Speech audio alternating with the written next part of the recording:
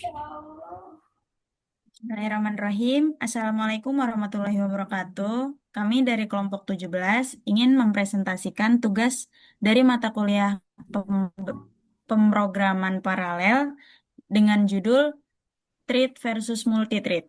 Saya dengan Atika Dian Azahra, NPM 24, dan rekan saya. Saya Wade Vinita Yula Putri, NPM 109. Nah, langsung saja ya dari saya. Jadi di sini bagian pemrograman untuk mengunggah dan membaca file CSV yang berisi data nilai siswa di Google Colab. Nah, pertama ini baris from Google Colab import file. Nih, jadi menampilkan maaf, digunakan untuk memanggil modul bawaan Google Colab yang memungkinkan pengguna untuk mengunggah file dari komputer lokal. Jadi buat dari komputer kita. Kemudian di sini ada uploaded files upload. Nah, ini untuk menampilkan tombol pemilihan file yang ini ya. Pemilihan file dan di sini kita memilihlah file kita dari laptop kita untuk dimasukkan ke dalam ini codingan kita. Nah, di sini kita datanya itu student marks. Ini filenya CSV ya. Kemudian lanjut di sini ada baris import pandas ASPD itu berfungsi untuk mengimpor pustaka pandas yaitu library Python yang digunakan untuk membaca, mengelola dan menganalisis data dalam bentuk tabel. Kemudian di sini ada perintah df pdread CSV. Nah, di sini ini nama file kita ya, nama data kita, file kita. Jadi membaca isi file CSV dan menyimpannya ke dalam variabel df dalam bentuk data frame, yaitu struktur data seperti tabel yang berisi baris dan kolom. Nah, terakhir ini print df to string. Ini tuh menampilkan seluruh isi tabel secara lengkap tanpa terpotong, tanpa ada yang hilang ya. Nah, di sini hasilnya. Setelah kita running, hasilnya itu keluarlah ini isi data kami. Ini dia sampai ini, sampai sini, gitu. Next. Selanjutnya kita akan mengubah dan membagi data. Tujuannya untuk apa? Supaya lebih mudah diolah.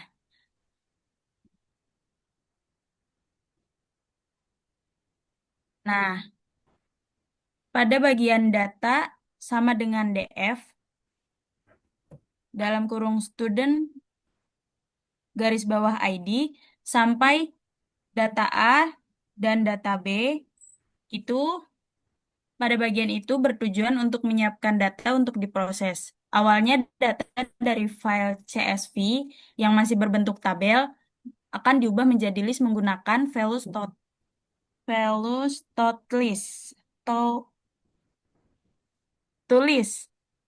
Velus tulis. Lalu data tersebut dibagi menjadi dua, yaitu data A dan data B, yang berisi setengah-setengah. Setengah dari data pertama dan setengah lagi data sisanya. Kenapa dibagi dua? Karena nanti data A dan data B akan diproses secara terpisah. Satu menggunakan single thread, dan satunya lagi akan menggunakan multi thread. Dan itu akan dibandingkan kecepatannya. Oke, selanjutnya itu di sini dev sort data. eh, ini data name digunakan untuk mengurutkan data dan menghitung lama waktu proses pengurutan. Nah, di dalam fungsi ini baris print yang ini mulai sorting name ini digunakan untuk menampilkan pesan bahwa proses pengurutan telah dimulai. Nah, kemudian ini start time eh, ini itu mencatat waktu mulai sebelum proses sorting dijalankan dan sorted data ini eh, berfungsi untuk mengurutkan isi data menggunakan fungsi bawaan Python. Nah, setelah proses selesai, ini end time ini mencatat waktu selesainya. Lalu hasil eksekusinya ditampilkan melalui printf ini, yang ini ya, printf name selesai. Nah, waktunya di sini akan dimunculkan seperti itu. Nah, hasil data yang sudah diurutkan agar diurutkan tadi dapat digunakan kembali. Selanjutnya pada bagian eksekusi utama dilakukan pengujian secara berurutan. Nah, maksudnya di sini sequential execution. Pertama, module time diimpor untuk menghitung waktu proses kemudian waktu mulainya, waktu prosesnya dan waktu pertama multitem diimpor untuk menghitung waktu proses, kemudian waktu mulai disimpan dengan start sequence, yang ini ya, startnya. Kemudian dijalankanlah dua kali untuk data A dan data B secara bergantian karena pemrosesan dilakukan satu persatu. Ya, sekuen itu satu persatu dijalankannya. Nah, ini dia hasilnya ya. Sorting A itu 0,0 sekian detik, kemudian data B-nya selesai dalam 0,1 detik. Nah, totalnya itu 0,17 detik. Yang kedua itu import import trading. Nah, di sini eh, dimul sebentar. Nah,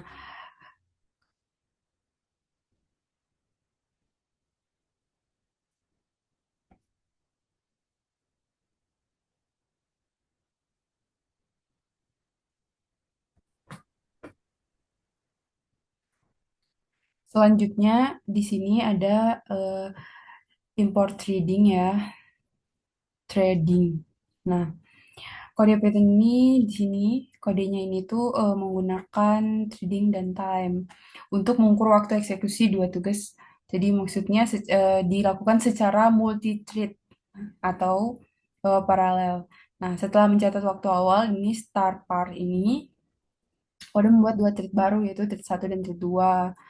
Nah, masing-masing ditugaskan menjalankan fungsi sort data pada dataset berbeda. Nah, di sini tuh ada data A dan juga ada data B yang sudah dibagi sebelumnya tadi.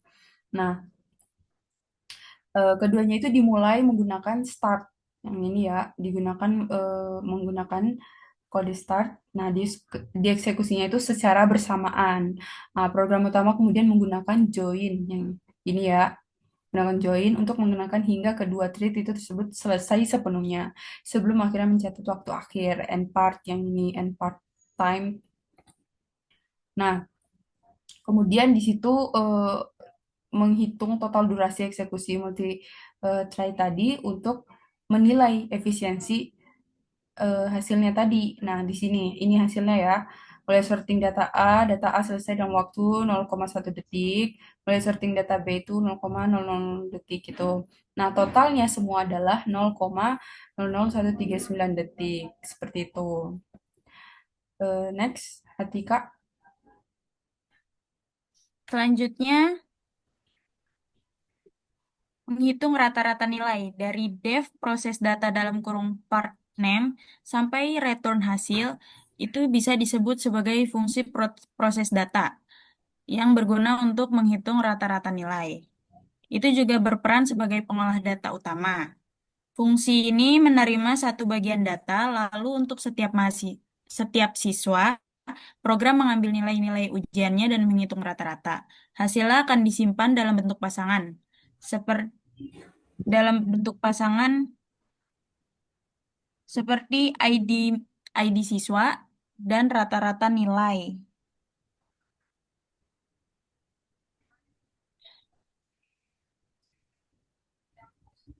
Fungsi ini juga menampilkan status kapan proses dimulai dan selesai agar kita tahu bagian mana yang sedang dijalankan. Selanjutnya ada proses single thread. Dari start time sama dengan time dalam kurung sampai print dalam kurung F tanda petik waktu eksekusi single thread, end time, start time, detik, tutup kurung, tanda petik. Itu bertujuan untuk menjalankan fungsi proses data secara berurutan atau tidak paralel, atau juga single thread. Ini di bagian ini Program memproses data menggunakan single thread, yang artinya semua dijalankan secara berurutan dan tidak paralel. Yang pertama, data A diproses, baru setelah selesai, data B dikerjakan. Selama proses ini, hanya satu alur kerja yang aktif. Setelah semuanya selesai, program menghitung waktu total proses dengan mengurangi waktu mulai dan waktu selesai. Di sini kita bisa tahu berapa lama waktu yang dibutuhkan jika program berjalan secara biasa, tanpa paralel.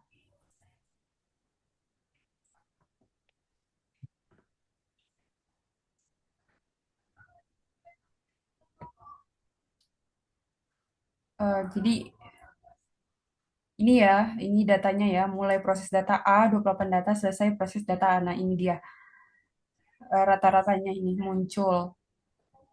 Kemudian data B ini juga ada di sini. Nah, di sini muncullah waktunya. eh, Waktu eksekusi single thread ya, 0,0008 detik. Mulai proses thread 1 28 data. Selesai proses thread 1, lalu mulai proses thread 2 28 data. Selesai proses thread 2. Nah, selanjutnya proses multithread. Ke atas lagi. Atas.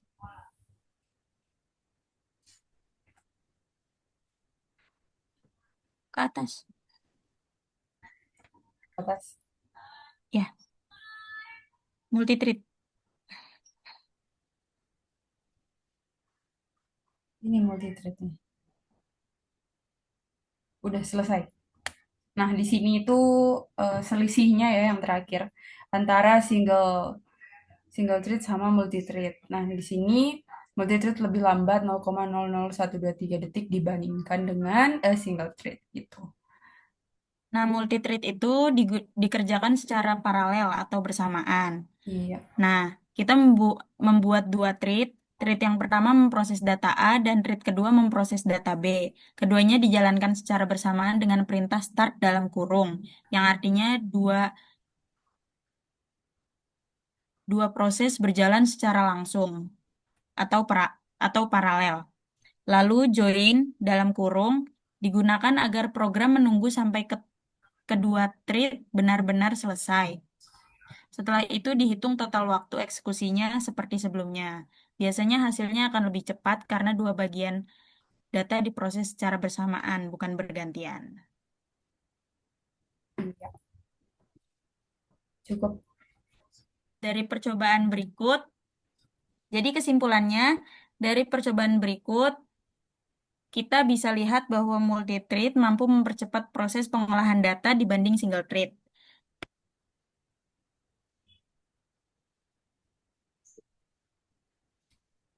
Iya.